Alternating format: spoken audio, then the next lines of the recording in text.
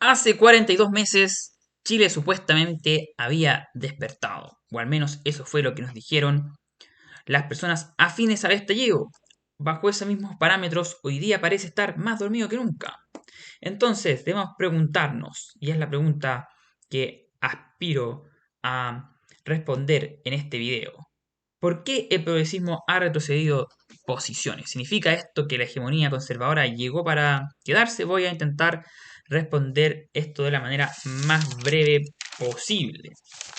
Bueno, lo primero es que creo yo que desde el estallido social hasta ahora hay como 5 fases, ¿no? Entonces, primero tenemos colapsa la legitimación del régimen antiguo. Segundo, los impugnadores no logran levantar una alternativa política viable.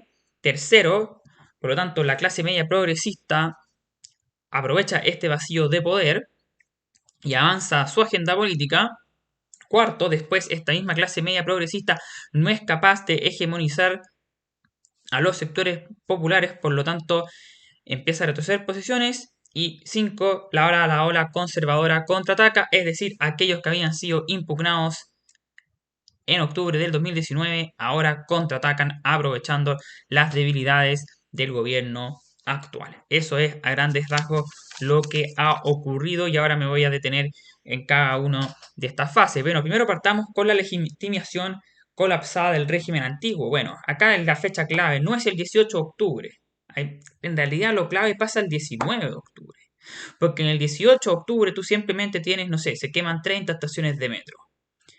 Eh, pero eso no es lo relevante, porque se pueden haber quemado esas estaciones de metro y al otro día el presidente Piñera dice esto es inaceptable, voy a decretar estado de excepción y la gente decir como no, sí, ya se les pasó la mano, ¿cómo se le ocurre quemar 30 estaciones de metro? Piñera, señor Piñera, reprima, señor Piñera, ya, pero no ocurre eso. La gente en vez de solidarizar con el gobierno Piñera en la búsqueda de los responsables de los atentados del metro, sale esa misma gente a protestar por otras razones. Entonces, en ese momento, en el momento en que el gobierno de Piñera se queda sin legitimidad social para reprimir la protesta eminentemente violenta, muy violenta, ahí es cuando el régimen colapsa. Pero ¿qué es lo que ocurre? ¿Qué es lo que ocurre? El estallido social, este movimiento social espontáneo, por así decirlo, no tiene la capacidad de proponer una propuesta nueva, porque es decir, no tiene liderazgos, no tiene programa, tiene poca experiencia política, ¿no? También, y esto también es un legado de la transición a la democracia, ¿no? Donde más bien los sectores populares más bien tienden a salidas comunitarias, no a salidas políticas. ¿Qué es una salida comunitaria? Por ejemplo, no sé, pues la iglesia evangélica, qué sé yo, asociaciones entre vecinos, las barras bravas también son lazos, qué sé yo, y se mueven más en ese lenguaje que en el lenguaje de las ideologías, ¿no? Y de los grandes relatos, qué sé yo. Entonces, esta poca experiencia política, por así decirlo, eh, es una cortapisa a la hora de que estos sectores movilizados logren levantar una alternativa política.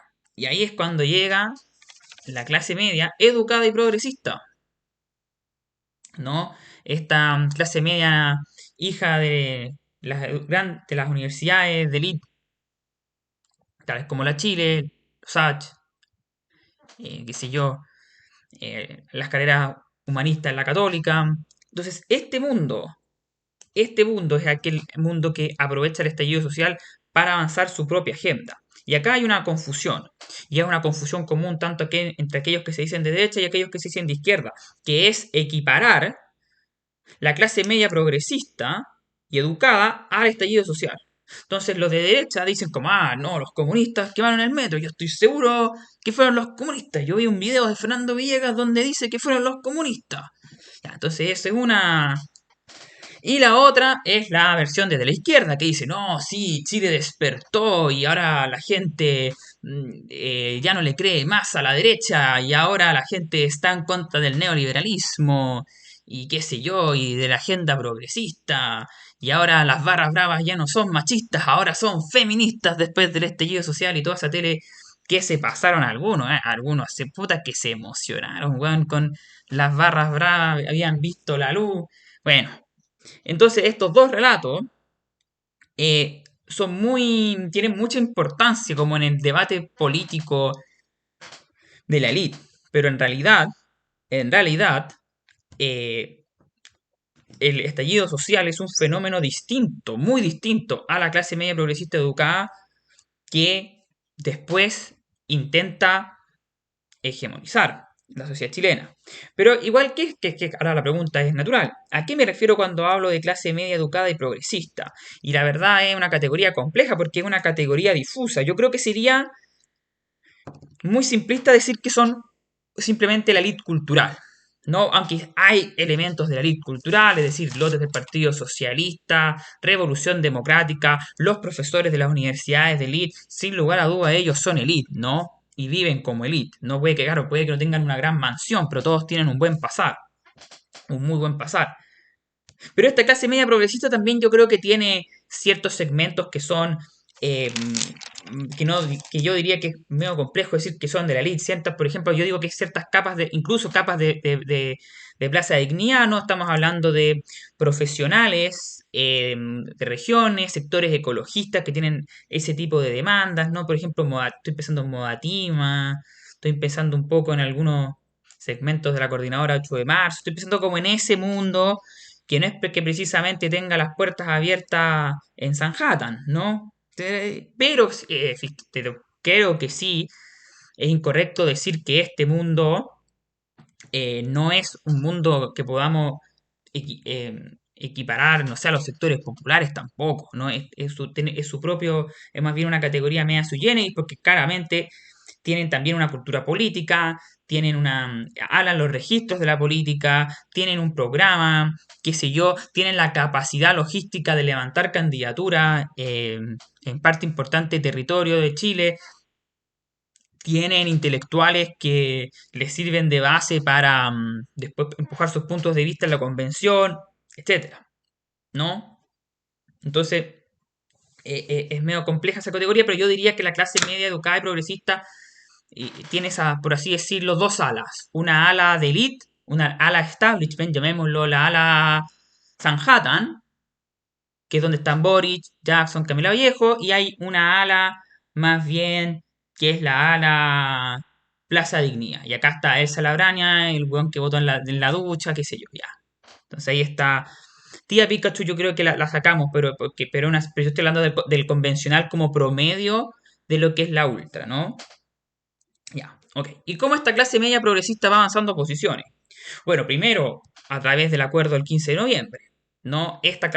Claramente esto es una concesión de la élite a estos sectores con la esperanza de que eso ayude a resolver un poco la temática del orden público sin tener que caer ya en violaciones sistemáticas de los derechos humanos, porque se cayeron en violaciones de derechos humanos, pero ya de ahí a caer a una represión ya incluso con mayor decisión, eh, probablemente eso se quiso evitar y se optó por, a ver, cedamos el proceso constituyente a ver qué pasa. Entonces ahí avanza posiciones la clase media progresista y el principal pic de esta clase media progresista viene después de la elección de mayo del 2021, donde logran algo cercano a los dos tercios, incluso logran hegemonizar, por ejemplo, independientes no neutrales, que yo diría que tomaba posiciones muy moderadas, después también se va permeando por estos elementos más radicalizados, qué sé yo, ¿no? Bueno, el tema es que después empiezan los problemas, ¿no? Los problemas empiezan después. De hecho, yo creo que ya el primer retroceso importante es la primera vuelta del 2021, donde ya queda claro que al menos en términos institucionales no va a haber mayoría en ambas cámaras, en ninguna de las cámaras, para ser más preciso incluso. Bueno, ¿por qué? ¿Qué es lo que ocurre acá? ¿Qué es lo que ocurre acá que impide que esta clase media progresista agarre el vuelo? Porque el régimen estaba en el suelo. 19 de octubre del 2019, bien digo, el régimen no valía nada. Entonces, ¿por qué estos segmentos empieza a agarrar tracción y después empieza como a perder el vuelo? Y yo creo que hay dos grandes razones estructurales, culturales, que es primero que yo creo que esta clase media progresista y educada tiene poca conciencia del rol de vanguardia. ¿Qué significa tener? En realidad, ellos debieron haber actuado como una vanguardia política. Es decir, ellos debieron haberse dado cuenta que en realidad ellos no representaban al chileno promedio, pero que dadas las deficiencias de su adversario político, podían encontrar puntos en común con ellos y liderar a los sectores y hegemonizar a los sectores populares y llevarlos hacia,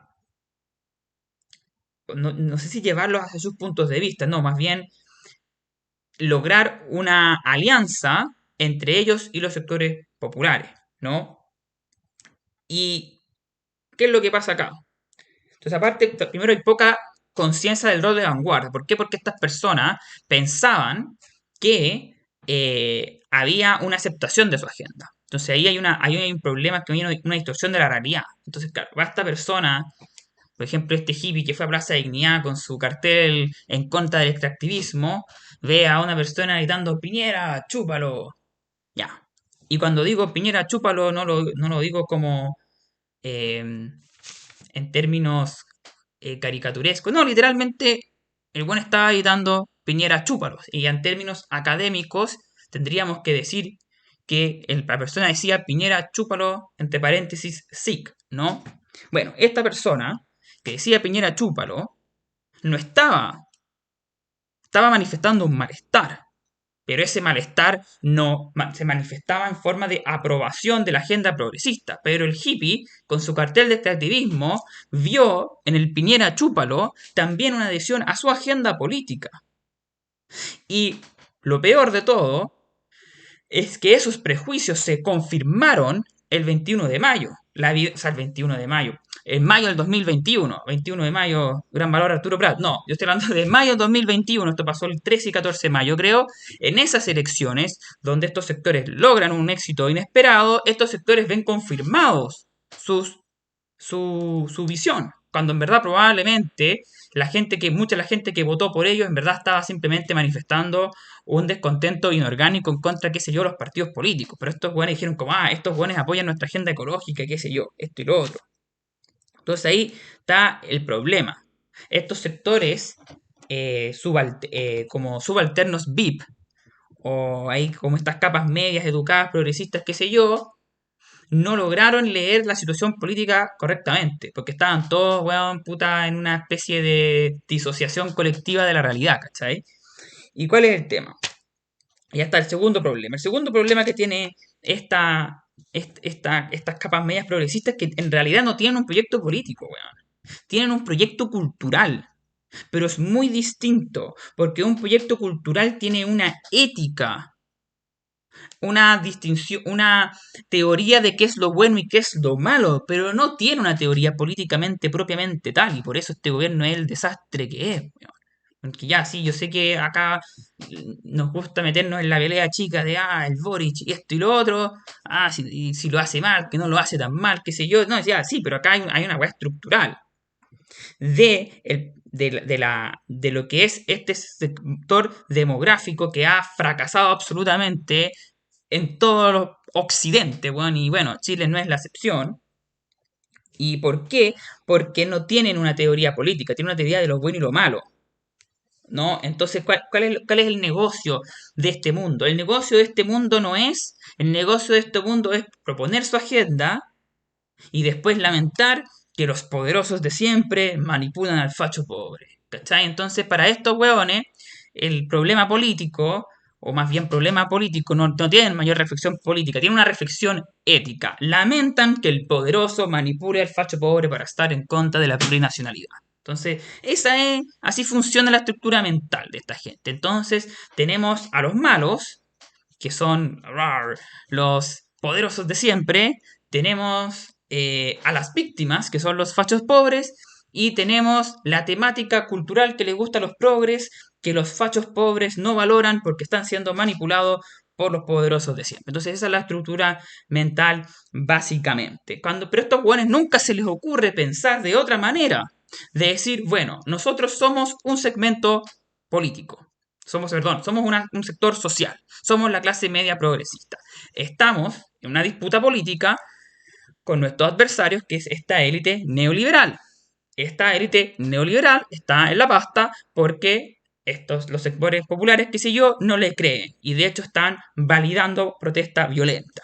En ese contexto debemos aprovechar esto para que ellos apoyen nuestra agenda, pero como nuestra agenda no es la agenda de ellos, tenemos que encontrar puntos en común. Oh, ¿qué puntos en común podríamos encontrar? Ya sé, hablemos de derechos sociales. Oh, sí, derechos sociales. Ya, entonces, cuando activamos una nueva constitución, centrémonos en derechos sociales. Pero no hacen eso, porque no quieren hacer eso. Quieren lamentar que el facho pobre fue manipulado por los poderosos de siempre para estar en contra de la plurinacionalidad.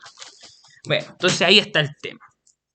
Y de hecho, y además también acá también, creo que esto es algo más, porque lo que estoy hablando yo es más estructural, pero hay algo coyuntural que debo comentar en el video, que creo que también uno de los pecados importantes de esta élite progresista, que fue más bien una decisión táctica, porque hasta ahora lo que he hablado antes en este video son cosas estructurales, estratégicas, no, esto es táctico, pero es un error táctico muy importante que fue la idea de los retiros.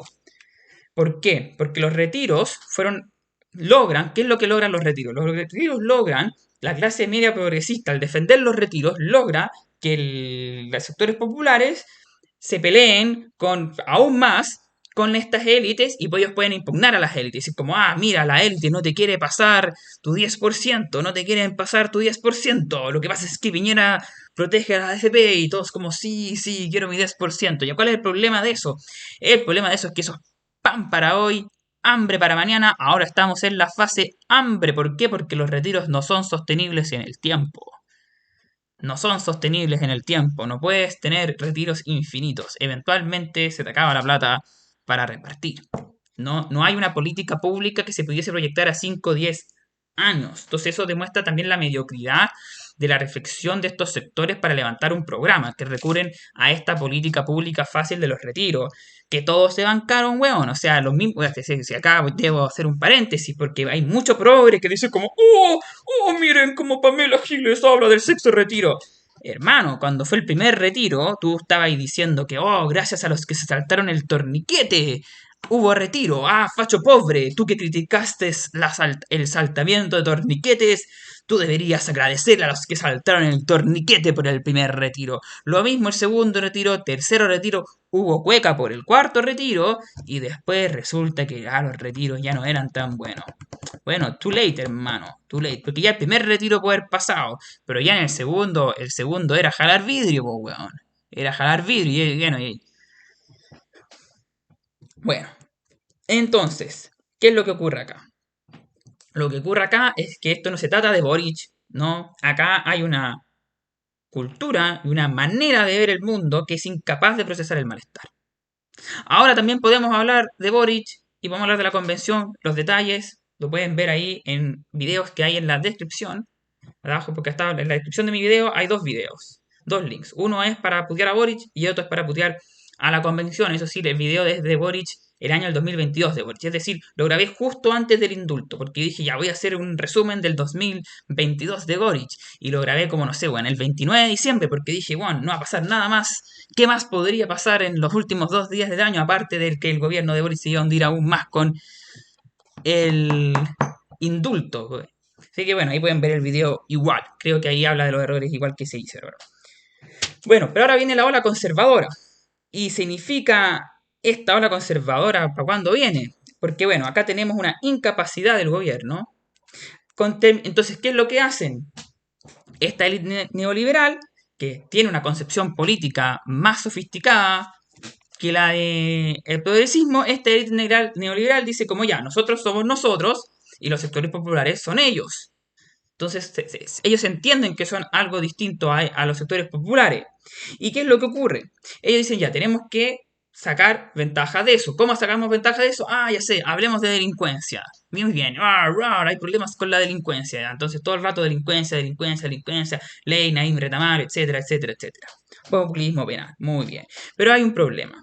Hay un problema para la derecha. ¿Cuál es el problema? Y yo creo que esto es un problema particularmente grave en Chile, para la derecha, que es que yo creo que hay una disociación cultural y social muy potente entre el facho pobre y Sanhattan. Entre el facho pobre y Sanhattan. Y ahí está la dificultad. ¿Y esta dificultad cómo se manifiesta? Se manifiesta, bueno, en el estallido social y también se manifiesta en la derrota de Kast en segunda vuelta. A ver, ¿qué es lo que pasa? Lo que pasa es que el llamado facho pobre es una persona que tiene valores neoliberales, le gusta el consumo, qué sé yo, no adhiere a estos valores progresistas, qué sé yo, pero este facho pobre le puede gustar el mall, le puede gustar el McDonald's, le pueden gustar las zapatillas, pero no le gustan los cuicos, no tanto. Resiente los elementos oligárquicos de la sociedad chilena, cree en el mérito, y porque cree en el mérito, le molesta que hayan ciertos espacios de poder en la sociedad chilena que están reservados solamente para algunos, le molesta el encautamiento de las élites, le molesta que haya desigualdad en el trato social en la vida cotidiana, etcétera. Y esto, por ejemplo, ¿por qué Piñera se mete en problemas en el 2019? En severos problemas. ¿Por qué? Porque el facho pobre le hace sentido la demanda de los estudiantes que salten el torniquete, que es básicamente como, bueno, estaba todo subiendo y Piñera dijo, porque Piñera cuando sale electo él dice que va a dar peguita. Bueno, después no hubo peguita, hubo alza en los servicios básicos, de ahí se produce una disociación porque la causal que tenía Piñera para sostener su legitimidad era que él daba peguita y que con él había crecimiento económico, no hubo crecimiento económico, hubo alza en los servicios básicos, rar, estallido social, ya.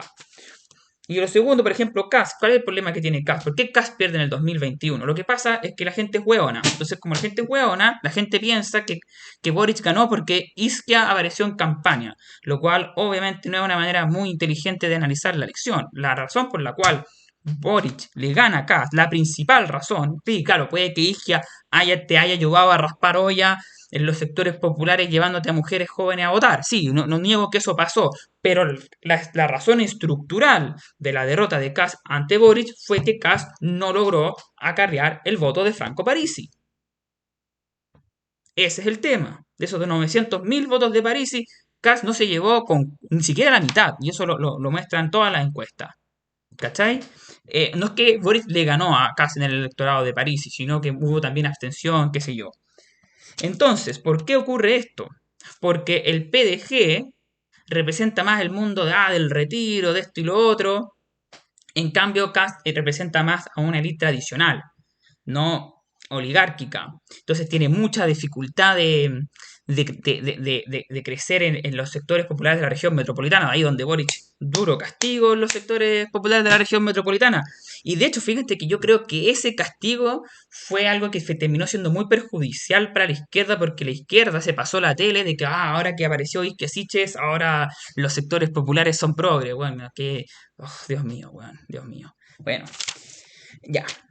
Entonces, ¿qué es lo que ocurre ahora? Entonces ahora ustedes están pensando, pero entonces si el problema es que los fachos pobres recién tienen a los cuicos oligarcas, no pongamos a un cuico oligarca, pongamos a alguien como Carter, pongamos a alguien como Parisi. Pero acá, ¿cuál es el problema?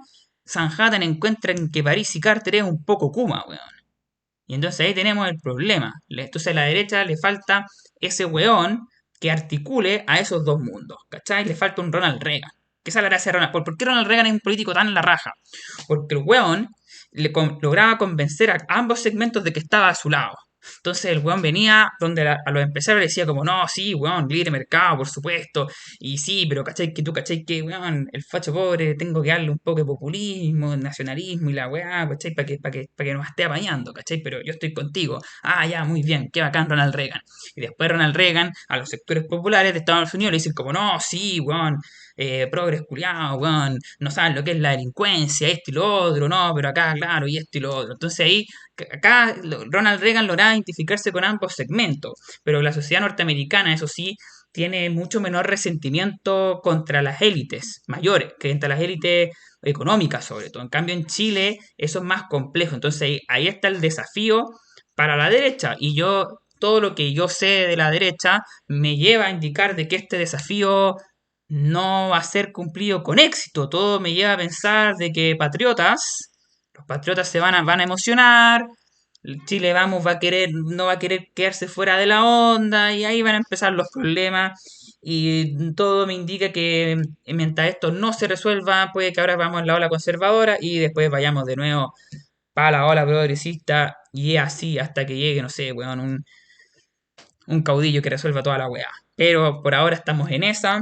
Así que esas, a mi juicio, el fracaso progresista tiene esas causas, pero esto no, yo no lo confundiría con un que ahora sectores conservadores van a lograr hegemonizar. Yo creo que los sectores conservadores probablemente van a dilapidar esta ola conservadora y vamos a estar donde mismo. Así que eso es más o menos un resumen de la situación política de los últimos 4 años. Espero que les haya gustado este video. Es un video distinto, un video más como de temas más de largo plazo. Espero que les haya gustado. Acepto comentarios. Los invito a suscribirse a mi canal. Adiós, que estén bien.